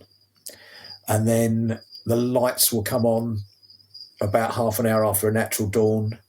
And then the UV will come on about an hour after that for 2 hours and then go off. Yep. And then in the afternoon, it will come on again for 2 hours. And then the lights will go off, hopefully just before sundown. So that is all on timers. But as far as the stats, I like to turn them on and off by hand. So with your light timers, do you go through your season and kind of just adjust them as needed as to the light spectrum? Yeah, 100%. So obviously with the UK, we're kind of back to front for a lot of species in terms of like Australian species and that lot. So unfortunately, it's the only way to do it is to get them to acclimatise to the UK. So it'll take a while, but it doesn't. It's kind of counterintuitive to try and force a light cycle when the natural light cycle is easier to sort of acclimatise them to, if that makes sense. Yeah, of course. I was just thinking if there's like some sort of way, because you know how you get those like windowsill, like a light reader that essentially you can kind of just pop on your windowsill and have things turn on and off as per the light that you're reading on there. Like maybe that would be super easy for you for your light. That's a good shout. Not necessarily your thermostats, because you can still do that manually or whatever, but then at least you're one less thing to think about. That is a good shout. But I think it also encourages me to check everything, go out there and check everything every day, first thing before I go to work. And at night, if me and my missus, we'll just have a good look around just to make sure everything's looking as it should do. Yeah. But, again, I've got lots of mates that everything is completely automated. It's just what you prefer. I don't think one is any better than the other, particularly. Yeah. Yeah. How does your wife enjoy it, especially with all the venomous snakes there? She doesn't. To be fair, she's got an office in the house and she's got cresties in the office. She loves geckos, which is kind of why I'm getting away with spending so much money on geckos. She actually likes geckos. She's not keen on snakes. Yeah, she has before. Bless her, she's tiny and she's about 5 foot tall and about 8 stone. And she has walked in the snake room while I've been working away to turn the lights off, and a couple of the big snakes have got out. And, there's nothing she can do about that. The Apodora, some of my Apodora, like, as I say, 12 and 13 foot, I struggle with those. She wouldn't. But she's been out there, and there's been mangroves that have pushed the glass open and got out before. And she phones me up. This is out. I say, what colour is it? And she said it's black with yellow stripes. Yeah, just leave it alone. Just lock the door, and I'll deal with it when I get in. But no, she's pretty good. She's pretty good. She loves feeding the geckos. She won't feed any of the snakes or anything like that. But, I'm trying to get my wife a bit more cued in with feeding a few of the animals here and stuff for when we go away. Because usually the last place that I was living, her dad would give me a hand and feed everything for me. But she was quite happily going around and tongue feeding all the goannas and stuff the other day, which I was actually quite surprised about. So that's wicked. That's useful. Yeah. Yeah. See, that is the other thing that's massive, absolutely massive in the UK at the moment is dwarf monitors. It's just so on point at the moment. Everybody's after them, and the range of species we can get for those is astonishing, really. We're pretty good here with the range of species. It's just trying to get them. Yeah. That's the biggest thing. Is so many of them are monitor guys, like a lot of people. They've got these little niches where they kind of get into it, and people are just talking and trading amongst themselves where nothing really kind of comes up. So unless you're talking in the right circles, you never see anything kind of come up. As I say, they're all, most of the tree monitors are easily accessible. That, no problem at all. Even some of what I would consider some of the rarer dwarf monitors like Primordius and things like that are quite accessible. But yeah, your Kimberleys and stuff like that, you see them at every show. It's super expensive. More over there than here. I'm just thinking of some of the species because what's the ones you keep? Remind me. I've got Gilleneye. I've got a lot of Gilleneye, and then I've got Tristis, and I've got one Kimberley, and I've got a mangrove monitor. Okay, yeah, because the Gilleneye are reasonably easy to get here. Store is reasonably easy to get. It's weird considering how rare they are in the wild that they're over here in such large numbers. But it's definitely on trend. It's definitely, I think, one of the bigger UK sort of groups of people are the monitor keepers, the Australian dwarf monitor keepers at the minute. They're one species that I did go looking for and didn't find, but even though I didn't find them, I'm going to be changing up some things here to kind of replicate some nice vivariums after seeing the habitat that they were in. And yeah, I'm definitely going to try to change things up for those, which I'm excited about doing. But man, I love those little monitors. I think you've owned one of those as well, haven't you, Jace? Yeah, they're awesome. Yeah. Awesome. Yeah. I always get attracted to them. Like, I went to my mate's place, Cooper, not too long ago, and he's got pretty much every blue tongue under the sun and, all these other cool animals. And the one little Gillen's monitor that I sold him, I was just like at the box, like looking at it. And I was like, this is what I came to see, And he's just like, I've got so much other stuff. No, you're into what you're into. It's just it's weird. I mean, Eric's murder, he just keeps sending monitor pictures to me now.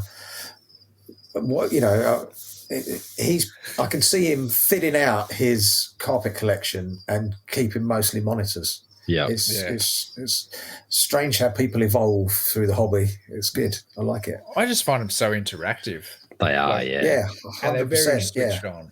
And the way they look at you when you walk in the room, that's what I loved about it. Like it'd be like they'd be, what are you doing in here today? Like, are you feeding me? Are you cleaning? Are you just here to have a look? Like, yeah, they look at your hands, they look at your face, they look what's in your hands. They're smart like that. They're cluing you in. If I pull out the pink tongs in the other bedroom with Loki there, she pretty much just charges at the door, mouth open, and I'm like, I haven't even got anything in the tongs yet, but she knows that that's her cue that she's getting a feed. That's good. I can see the appeal. It's just one of those, you can't keep everything. And yeah, that's right. Yeah, they're a lot of money over here. So, but out of interest, do you know what Gil and I go for over there? I do know around about, because I've got a friend, a good friend Lee, that has got a phenomenal collection of monitors. He breeds loads. Like he has all the tree monitors, and the majority of the smaller Australian monitors as well. They go for about £600, not euros, so about £600 each. Yeah, okay. So still pretty expensive. Yeah. Yeah, it's kind of crazy. Like, to put it in perspective, when I got into them, I think I paid for my original ones $200 for one and $250 for another one. And even now they're about $600 Australian each now. Okay. So they've gone up. Popularity, I suppose, has driven up the price. But yeah, they're one of those ones that I keep talking about it. But I get asked so many times, have you got any for sale or whatever? Like, I probably think last week I got asked at least 10 times if I had any available. Really? And I'll get guys from the US and the UK and stuff helping me sex animals from photos and that. And I'm like, I don't know how I've got this name for myself, but I seem to be the Gilleneye guy. So yeah, it's that's good. Ideal. It's kind of crazy, but yeah, they're an interesting little monitor to me. They're definitely my cup of tea. Yeah. But if I can afford monitors, I can afford Chameleon Geckos, and I'd rather have Chameleon Geckos. Yeah. Less food, at least. Less food, less heat. yeah. That's the other thing. You can't keep some of the species. Like, if you're keeping monitors, it's difficult to keep something that needs to be kept cooler as well. Yeah. And if I can afford Chameleon Geckos, I can afford Willardi, and I'd have Willardi all day long. So, kind of just bringing it back to rattlesnakes quickly. Do you have like any sort of like favorite behaviors or anything that you see amongst the group, or any favorite species between them? Oh, favorite species! I could keep you going all day. Without a shadow of a doubt, my favourite rattlesnake species is the Willardi. It's the ridge-nosed rattlesnake. Yeah. It's just a beautiful looking thing. And when you consider sort of like where it lives, high altitude species, long winter dormancy, limited, food and stuff like that, I just think it's incredible. Rare in the hobby. I mean, you can get them, but they're rare in the hobby. It's not a commonly kept snake, and it's not an easily bred snake either. I do the Venomous Exchange radio podcast, and we've just had Cloud King on, Kyle, and he's got an amazing collection of rattlesnakes. I mean, just ridiculous. And he's doing really, really well breeding them at the minute. But that's definitely something. It's my number one species to see in America in the wild, and it's probably my number one species I want to keep of anything for myself. The Cerastes is high on the list to see in the wild and to keep. Hopefully, I've got some of those in the pipeline, which is a sidewinder. There's 3 subspecies of those, and they're all super cute. I mean, they max out at about 2 feet, but they're just so iconic with the little sort of eye horns and their sideways movement up the dunes and stuff like that. Phenomenal. I really, really like Pricey, which I think to memory is the smallest rattlesnake. Again, super high altitude rattlesnake. But I don't know why. I really like small stuff. I really like the dwarf stuff, and So I'd like to get some Pricey. They're available in Europe, but they are expensive. They're about $1,000 each. Wow. And then you got the bigger stuff. You got like the blacktails, like Cerberus and stuff like that, which are stunning, like a golden-bodied snake with a really jet black tail, or an all-black snake. Superb. But not that I don't like them. The only ones that I have no real interest in keeping particularly are the eastern diamondback and the western diamondback, which you think would be the ones that everybody wants to keep because of the size. Yeah. But you're talking a really large snake, and I don't think I know how people keep them. I don't think I can keep them how I would like to keep them, so I won't have them. If I was going to keep Atrox, I would want a 10-foot Viv to really do it properly.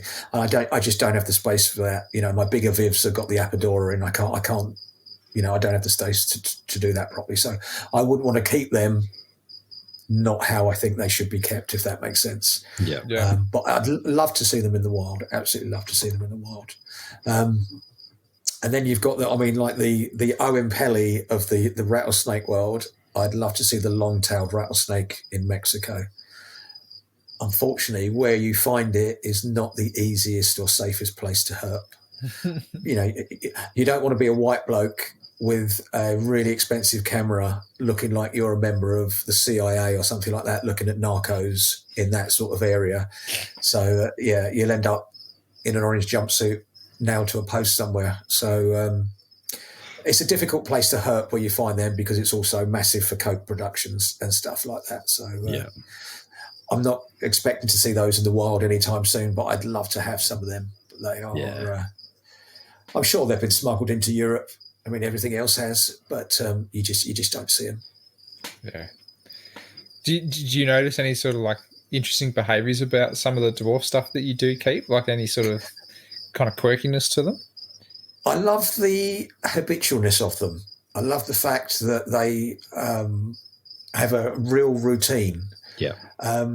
In terms of, and a lot of snakes will do this. I mean, you see it, but I think it's really, really accentuated in some of the small rattlesnakes, in terms of they know where their basking spots are. They will come out to those basking spots at any one particular time, and by and large, when you've kept a particular snake for a long time, at any time of day, you can almost tell where it's going to be in the Viv.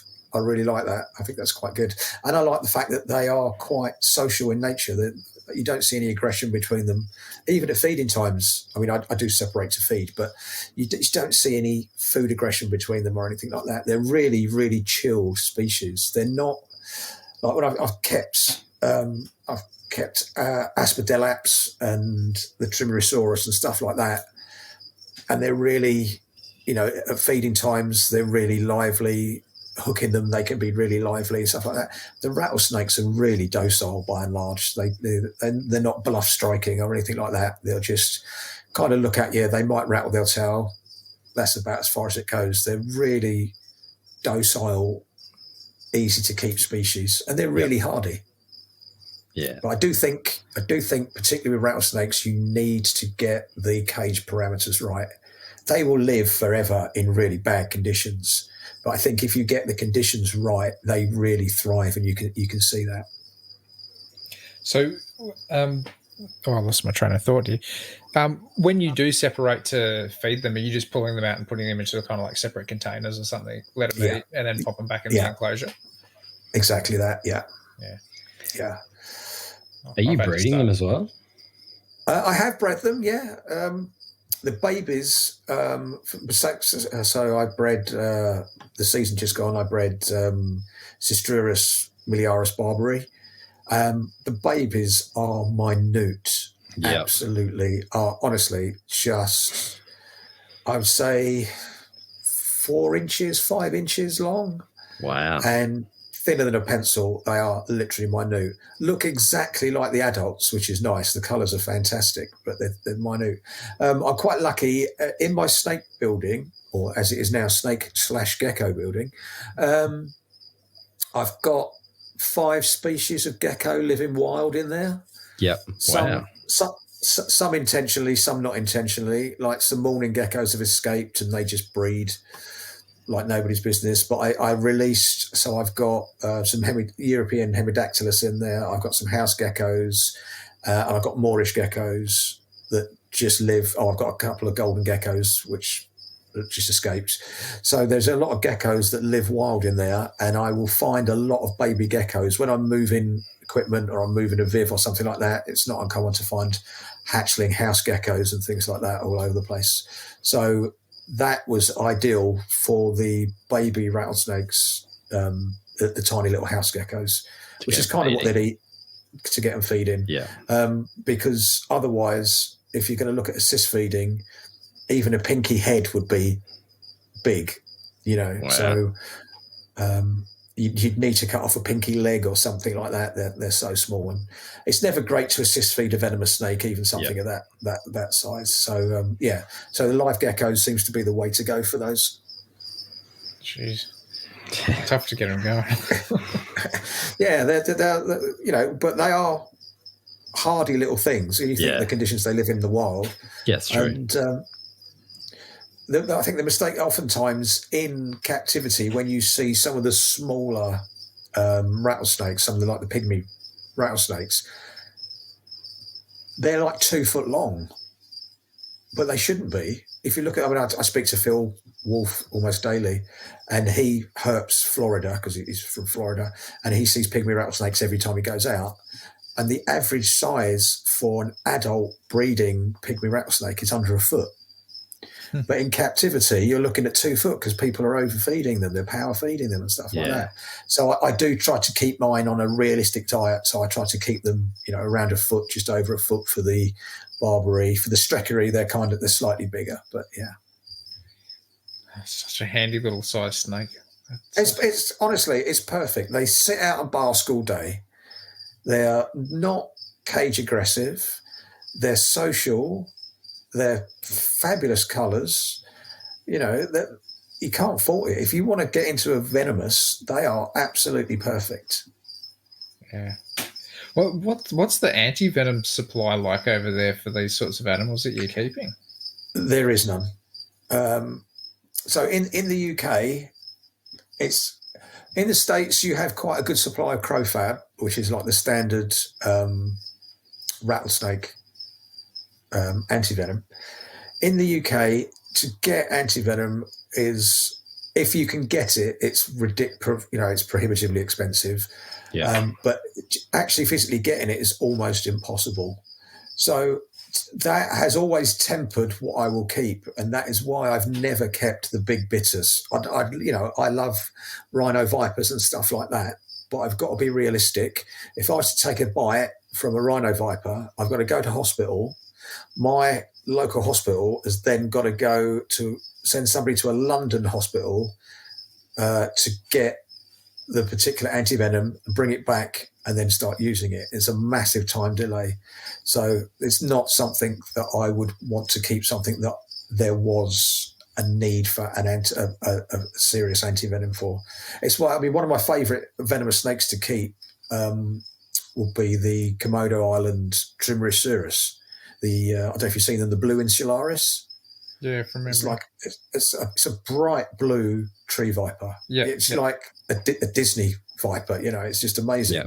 Unfortunately, they are super toxic. Their LD50 is just huge. I've got to be sensible. Yeah, hopefully I'm never going to get bit. If I do everything right, but you can never 100% say never. So I wouldn't take the risk of keeping something that required immediate, serious anti-venom, like a king cobra, like a coral snake, like some of the bigger macroviperas or something like that. I wouldn't keep. So all the stuff I've kept or I keep, yes, if I get bit, it's going to be a rubbish day out, but touch wood. Obviously I have EpiPens and bite protocols, but touch wood, it shouldn't be fatal. Yeah. I guess that's where we're kind of lucky with what they can keep here on the venomous licenses. Is generally anti-venoms available. So yeah, but you've got to think. I live in a country where we have one venomous snake. Yeah, exactly. And that the venom from that snake is fairly, not totally harmless, but it's fairly low dose. Yeah. Whereas yourselves and people in America are living in countries that have hugely. Australia with your taipans, you don't get more venomous, really. Yeah. And the US with the atrox, and the coral snakes, you've got some serious venomous stuff there. So there is much more access to anti-venom there than there is in the European countries. Yeah, definitely. I know loads of English and European keepers, and nobody keeps anti-venom. So it's just a different style. Yeah, if it's not as available, we've got the Australian Reptile Park only 20 minutes from you, Jason, who's got one of the biggest milking factories in the country. So it's 100%. It's everywhere. Yeah, we're in contact with these things, or people uncover them. Easy enough that they need the anti-venom. Yeah. Well, to kind of just switch up topics a little bit. So obviously being an avid field herper yourself, can you kind of give us a few tips on some good gear to take away with us to Kakadu when we head up that way? I can. Do you know what my number one piece of kit, particularly for where you're going, that I would take? Baby wipes. Baby wipes. For two reasons. Number one, it's hard to keep yourself clean when you're out in places, and it's very useful, but I guarantee you will find the best snake that you've ever seen, and you'll pose it to photograph it, and it will have musked, or it will have some shit on it or something like that, and you will start getting flies landing in your pictures. I've had it so many times. So if you are going to take some decent pictures with a posed animal as opposed to in situ, you can clean it with a baby wipe and the flies don't go on it. There you go. Was not expecting that. I've got heaps of them on hand, so you always need a baby. You always need a baby wipe. Decent head torch, and I'm not teaching you to suck eggs. Oh, there we are. He's already packed. He's sorted. Done. Yeah. Head torches, decent head torch and spare head torch is the thing. And there's so many great head torches available at the moment. I also use, and you obviously do a lot of photography yourselves. I also have two standalone, I don't know what you call them. They're outdoor sort of inspection lights almost.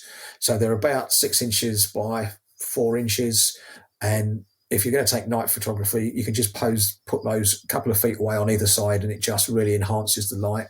And they're quite light to carry around. They're rechargeable. You can charge them in the car while you're driving along. Decent first aid kit is the other thing. And I mean a decent first aid kit. I don't mean one of these ones that you just bought in the supermarket. I mean put together a decent first aid kit. Have super glue in there. Have compression bandages in there. Have tick remover in there. You know, that sort of thing. What else? Lens caps for your camera. I must lose about 30 lens caps a year field herping. Honestly, if people go into the same spots after me, they must clean up with lens caps, because I don't know how I just lose so many of them. So yeah, spare lens caps, because I was herping in Israel and it just destroys camera equipment out there. It just eats it. The sands it's terrible, absolutely terrible. I ended up throwing one lens away after I come back from one of the trips to Israel. It's just, that's harsh. So yeah, what else? Yeah, I think that's it really. The most important thing for a field herping trip, 100%, is make sure you know who you're going with and that you get on with them. Because I have done trips with people that I didn't know and they never go as well as someone you're used to field herping with, because you are going to be tired, you are going to be cold, wet, hungry and grumpy as fuck. So you need somebody that you can have bants with and just chill with, otherwise you'll end up killing each other after a week. It'll be an interesting ride for us because we've not all gone herping together. We all know each other. Yeah. Jason and I have gone for like little local herp, so it'll be interesting to see when we're all at our kind of wit's end or whatever after a bit out to see how pressure goes. On your third day of having nothing to eat but bags of crisps and a Mars bar, and you've not slept, and that's when it starts to. You need decent people to be herping with. That's the difference. I did quite a big trip. We went from Italy. And then we drove into Slovenia and down that way. So we went through Croatia, Bosnia, and into Montenegro and Macedonia. Yeah. So a really long road trip. And I went with a group of really good friends, but we also had a group of students with us, which was good in some ways because there's more eyes on the ground. These were sort of midway through their degree, so I suppose they were in their 20s sort of thing. Great to have all the different eyes on the ground, but when I go herping, I go herping. I don't whinge about getting up early. I don't whinge about having lack of sleep. I don't whinge because I haven't had hot food. And yeah, towards the end of that trip, it was getting quite strained. So, and then I've had other trips, you know, I go herping with one of my great mates, Trev, and we've literally, our one but last Spanish trip, we was up in the mountains in Spain, and it was too much of an embuggerance to drive down out the mountains, and there's very little restaurants open at that time of year and things. So for 3 days we didn't really eat. We just lived off stuff that we bought prior to the trip in a garage, and we were moany as fuck, but we just got on. It was just, you know, you just got to choose who you hurt with. It's really important. It can, you know, you could be seeing the best animals in the world, but if the company's not great, it's not a great trip. And likewise, you can not find anything, but if the company's good, it can be, you know, a really memorable trip. So yeah, so that's the most important thing, I think. Yeah. I'm pretty easygoing, so. I think that's the benefit to most Australians, mate, is very reasonably relaxed. I think our biggest struggle is going to be A, going up there smack bang into the humidity and the heat. Yep. And then B, Luke, the guy that's actually driving us around and essentially up there, he's the one that lives up there. He's I think from what I've heard, he's a bit of a ball buster as far as herping goes. He's pretty gun-ho. So, 100%. You know, yeah, it'll be... I want that, but at the same time, you know, it's going to be a struggle, I reckon, in the heat. You get all the sleep you need when you're dead, you know. I agree, 100%. Yeah, I didn't sleep at all when I went to Alice. That's grand. You can sleep when you get home. Exactly. Every moment that you're not herping is wasted when you're away on a trip. Yeah, I'm with you. So, but equipment wise, a robust camera. I switched from Canon to Nikon, and I don't think, in terms of photographic quality, I don't think there's any difference between the two whatsoever. I think all the lenses are splendid for both of them. I just found personally that Nikon seemed to be more robust in the field, personally. But that's just you got other people might say completely different. I mean, Frank travels around the world. There we are, good lad. Frank travels around the world taking, the most amazing photographs, and he uses Canon. So, and he goes to places that I've never, can't even spell. So it's just a personal thing, I think. But I've found Nikon to be really robust. Yeah, I've got Nikon as well. Yeah, and I can be clumsy. I do drop my camera a lot and fall arse over tit a lot and that sort of thing. So, yeah. Well, that said, I do end up that just in a backpack or something like that. I don't even put it in a case or whatever. It's just like 100%. But yeah, I'm jealous that you're going. That's good. I'm keen.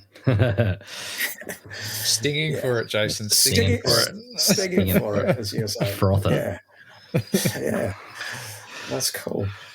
It should be good. We've just got the all clear to say that we don't even need, because they had rules there where basically you had to do a rapid antigen test on day 1, day 3, and day 6 or something, and now they've just wiped it all off now. So they've just gone, bugger it. Yeah. You're all free as long as you do the border entry form correctly. Then that's cool. You're good. So a bit of pressure off. Yeah, that's ideal. I'll be interested to see. I can't wait to see your photographs. Looking forward to it. I can't wait to get some. Yeah. I'm taking the camera with me, but I'm planning to do more filming and just do some videos and stuff, because I think all the other guys are pretty into their photography. So, I'll make the moving pictures. Yeah, that is not a problem. But when you're on a trip with, I tend to prefer trips when it's 2 people or something like that. When you go on a big trip, it is difficult when everybody's trying to get their award-winning photographs. That can cause a little bit of. I often just let everybody get their photographs, and then I'll come back to it later and try and get a photograph, because otherwise you end up with half a dozen pictures with somebody's hand in, or you can see an arse in the background or something like that. Yeah. Oh mate, well this has been a killer chat. Yeah. It's been a while since we've done one that's done 2 hours. So yeah. Thank you for taking the time out of your day or your morning rather to come on. My pleasure. It's absolutely freezing cold here today, so it's been nice to be indoors. It's nice and warm here. It's about 5 degrees here today, so that's nice. It's pretty cold for us here. It was about 24. Yeah. So, thanks for that. Well, for summer, that's pretty. Yeah, that's pretty chilly. It was cold this morning, but yeah. I had a jumper on this morning. So did I. I was about 16, I think. Bless your heart. All right. Well, Nipper, thank you so much for coming on. Did you want to throw out any sort of information if anybody wants to get in contact with you? If anybody does want to get into contact with me, they can just get me on Instagram at nipperreed or at herpetoculture.com. We've just dropped the 2nd episode, if I can just plug it, of the Venom Exchange Radio. That is with Kyle, who you might know as Cloud King, talking about mountain rattlesnakes. He's got a phenomenal collection. That's about it. Follow me on Instagram if you don't mind, because I want to get as many followers as possible, so that'd be great. But no, thanks for having me on, guys. It's been brilliant. Thanks for coming on. It was awesome. Just to plug it a little bit further, you're also doing the Gecko podcast, are you not? Yeah, we've got that dropping shortly. We've myself, Eric, and Phil Wolf are doing a Gecko podcast, Gecko to Radio. That should drop at the end of this month, hopefully. Plus, we've got the Field Herping podcast. We've got new episodes of that coming out. So, lots happening. I'm looking forward to all of those. Yeah, same. Especially the Gecko one, because obviously we're Gecko nuts. Yeah, take lots of notes when you're on your herping trip, because we want to get you on the Field Herping podcast. So, detailed notes. Yeah, it'd be grand. We will do. I'm planning to take temp guns and all sorts of stuff with me just to try to get some more info out there. So yeah, superb. That'd be great. It's always interesting when you stick your temp gun on the road at 10 o'clock at night in some of these places and you go, geez, the road's still 38 degrees or something like that, so it's incredible. Just simple stuff, but makes it all that more worthwhile to somebody else. 100%. Oh, cool. All right, guys, we would like to say a massive thank you to Eric and Owen and the rest of the NPR crew for having us. If you'd like to contact them, it's best to find them at moreliapythonradio.com and email them at info@moreliapythonradio.com. Make sure to follow the NPR network on Facebook, Instagram, and YouTube, all at the NPR network. As far as contacting us on our social media platforms, you can email us at theaustralianherpetoculture@gmail.com. You can also find us on Facebook and Instagram as well. Make sure to check out our Teespring store for podcast merch. The link is on the Facebook page. To see more of what Jason is doing, make sure to follow him on Facebook and Instagram at The Gecko Effect. For myself, you can find me on YouTube, Facebook, Instagram, Patreon, and Teespring under Beach of Scaly Beasts. We hope to have you back next week for another episode of the Australian Herpetoculture Podcast. Good night, guys. Good night. Cheers.